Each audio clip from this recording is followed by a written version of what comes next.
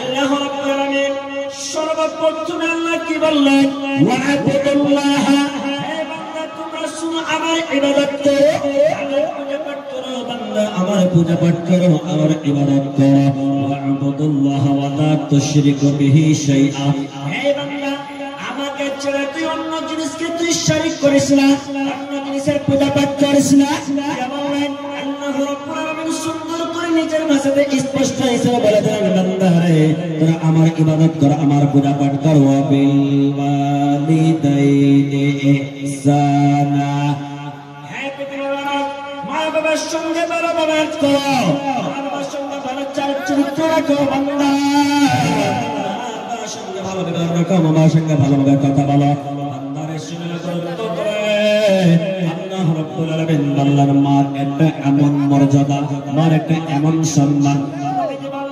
যখন তোমরা মার সঙ্গে কথা বলো তখন তোমার চোখের নজরটাকে রেখে রেখে দেখতে হবে না, তোমার চোখটাকে বড় বড় করে দেখতে হবে না। নবী জনাব মুহাম্মদ রাসূলুল্লাহ সাল্লাল্লাহু আলাইহি ওয়াসাল্লাম বললেন, যখন তোমরা বাবার সঙ্গে যখন কথা বলো তখন তোমার চোখের নজরটাকে নিচে রাখো। আব্বা যদি বলে বেটা তোকে সে কাজে যেতে হবে না, বেটা গুনার দিকে যেতে হবে না, বেটা বেটা তোকে মদপানের দিকে যেতে হবে না, বেটা তোকে শিরকের দিকে যেতে হবে না, বেটা তোকে বিদআত করতে হবে না, বেটা হে আমার সন্তান বেটা তুই গুনার দিকে যাস না, বেটা জুয়ার আড্ডাতে যাস না, বেটা জুয়ার আড্ডাতে যাস না, ফিল্মের আড্ডাতে যাস না, বেটা বাবা যে কথাটা বলবে সেই কথাকে আপনাকে মেনে চলতে হবে। মা যদি বলে বেটা রে এই জায়গাতে যাস না, বেটা সেই জায়গাতে যেতে হবে না, আব্বা মা বাবা যদি বলে এ বেটা তোর বয়স হয়ে গেছে, বেটা নামাজের দিকে চল বেটা, নামাজের দিকে চল, আল্লাহর ইবাদত কর, আল্লাহর পূজা পাঠ কর। বেটা তোর 10 বছর বাঁচা গেছে না, বেটা মসজিদের দিকে চল বেটা, তোর নামাজ পড়া হয়ে গেছে। বাবা বাবার কথা মতন কে চলতে হবে, মা বাবার কথা মতন কে মেনে চলতে হবে। যে ব্যক্তি মা বাবাকে নারাজ রাখবে, যে ব্যক্তি মা বাবাকে নাখুশ রাখবে, যে মা বাবাকে অশান্তি রাখবে, আল্লাহ মাহবুব বললে বান্দা তোমরা যদি মা বাবাকে অশান্তি রাখো রে বান্দা, তবে আমি তোমার রব, আমি তোমার আল্লাহ, আমি তোমার উপর নারাজ হয়ে থাকব।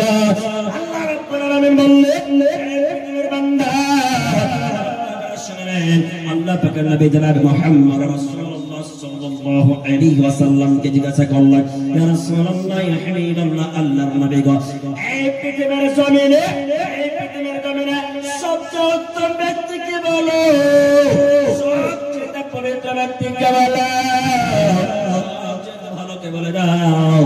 আল্লাহ পাকের নবী জনাব মুহাম্মদ রাসূলুল্লাহ সাল্লাল্লাহু আলাইহি ওয়াসাল্লাম বললেন, উম্মত তোমার মা, একবার না দুবার নাই, নবীকে তিনবার জিজ্ঞাসা করা হলো, নবী তারপর কেন নবী একবার বলে দাও নবী গো, নবীদের মধ্যে শেষ সবথেকে বড় উম্মত তোমার মা, তোমার মা। আবার নবীকে তৃতীয় নম্বর জিজ্ঞাসা করা হলো, নবীকে তারপরে কে গো নবী, তারপরে কে বলে দে। আল্লাহ পাকের নবী বললেন তারপর তোমার মা, তারপরে তোমার মা।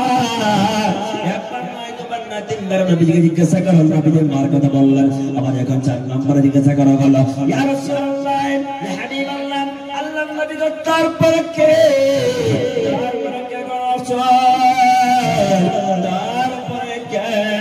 আল্লাহ পাকের নবী জনাব মুহাম্মদ রাসূলুল্লাহ সাল্লাল্লাহু আলাইহি ওয়াসাল্লাম বললেন, তারপরে হলো তোমার বাবা, তারপরে হলো তোমার বাবা, তারপরে হলো তোমার বাবা।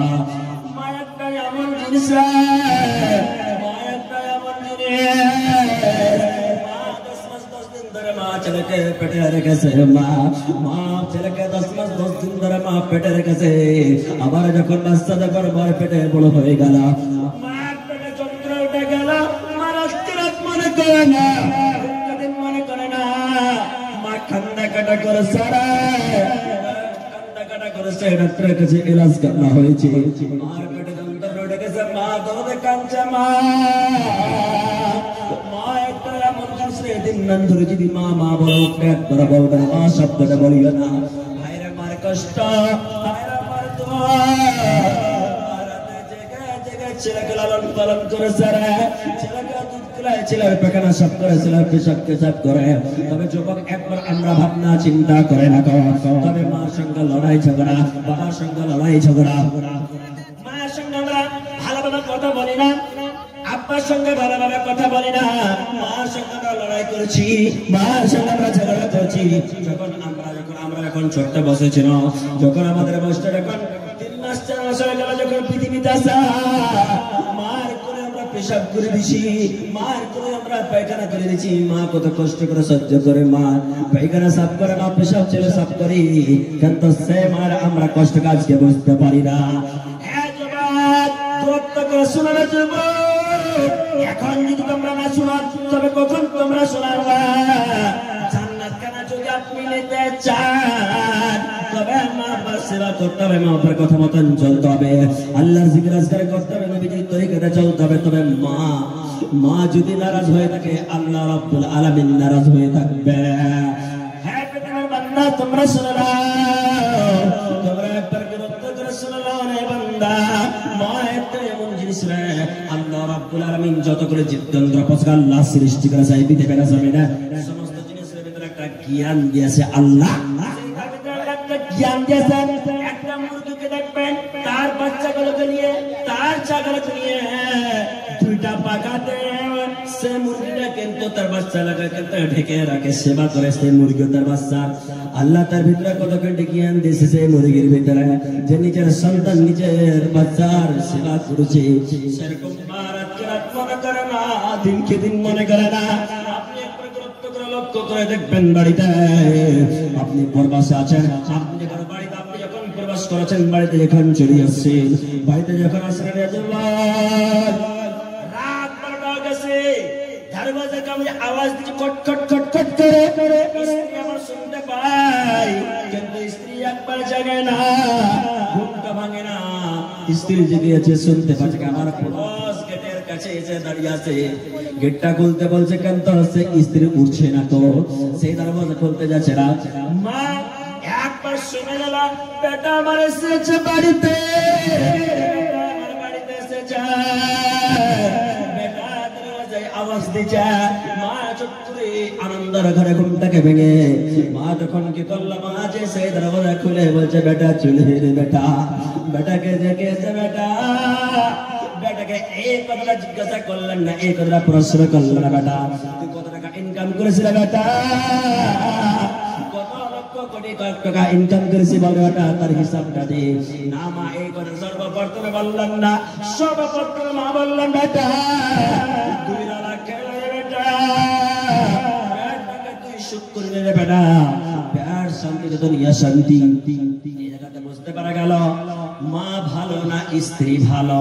আপনার স্ত্রীটা রাত থেকে জেগে, একবার রাত জেগে পুরুষের জন্য অপেক্ষা করলেন না, যে আমার পুরুষটা বের দিকে গেছে, রাতে আসতে লেট হবে, রাত 10টা বেজে যাবে, কাজে গেছে, কাজ থেকে আসতে লেট লাগবে, কিন্তু তার স্ত্রী ঘুমিয়ে গেল।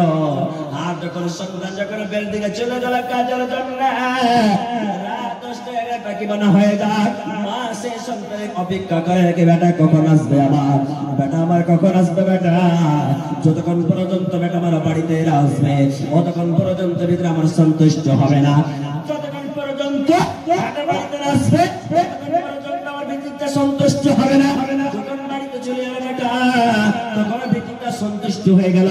এর মানে বুঝতে পারা যায়, মা একটা এমন জিনিসের বান্দা। শুনে নাও, আল্লাহ রাব্বুল আলামিন সর্বপ্রথম আল্লাহ পৃথিবীর বান্দা বান্দা, শুনে নাও, যদি মা বাবাকে অশান্তিতে রাখার বান্দা, তোমরা জাহান্নামে তৈয়ারি করেছো, জান্নাতের নাই। জান্নাত কান্দা যদি নিতে চান,